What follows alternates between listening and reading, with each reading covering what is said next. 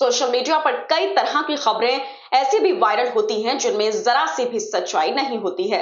ऐसी खबरें केवल इंटरनेट की दुनिया में लोगों को बहकाने और गलत जानकारी देने के लिए फैलाई जाती हैं, जिसको लेकर केंद्र सरकार ने IT एक्ट 2023 के तहत 20 मार्च को एक अधिसूचना जारी करके फैक्ट चेक यूनिट का गठन किया था, जिस पर सुप्रीम कोर्ट ने अगले ही दिन 21 मार्च को रोक लगा दी है।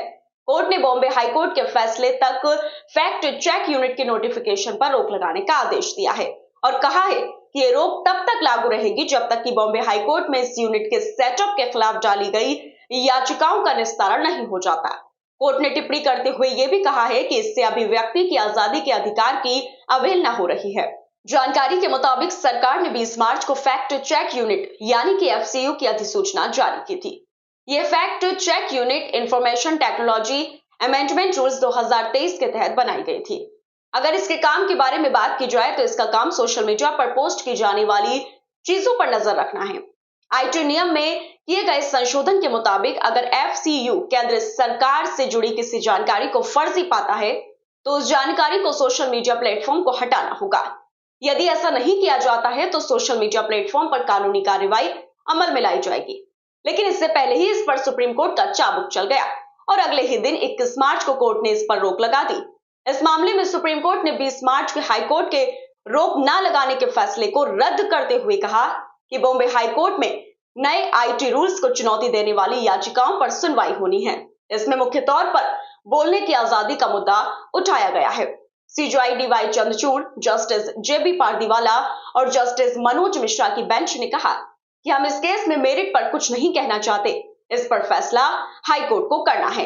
जब तक हाई कोर्ट इस पर कोई फैसला नहीं लेता तब तक नियमों पर रोक रहेगी। दरअसल केंद्र सरकार के नए IT रूल्स में संशोधन के खिलाफ stand up comedian Kunal Kamra, editors guild of India, news broadcaster and digital association और एसोसिएशन ऑफ इंडियन मैगजीन ने बॉम्बे हाई कोर्ट में याचिका दायर की थी।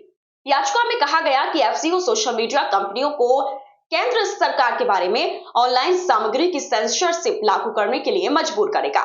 वहीं याचिका में IT संशोधन कानून के नियमों को असंवैधानिक और मौलिक अधिकारों का उल्लंघन बताया गया।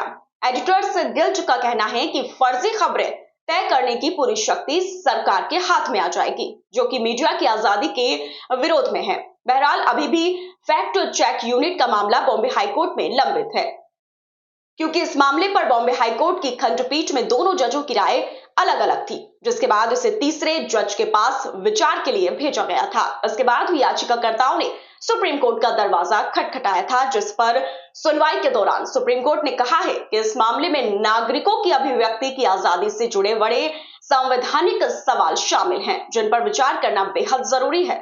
फिलहाल इस खबर में इतना ही। बाकी अपडेट्स के लिए बने रहिए न्यूज टाइम के साथ। और अगर आपको हमारी ये खबर अच्छी लगी हो तो चैनल को लाइक करें, साथ ही दोस्तों के साथ शेयर करें और सब्सक्राइब करना बिल्कुल ना भूलें। नमस्कार।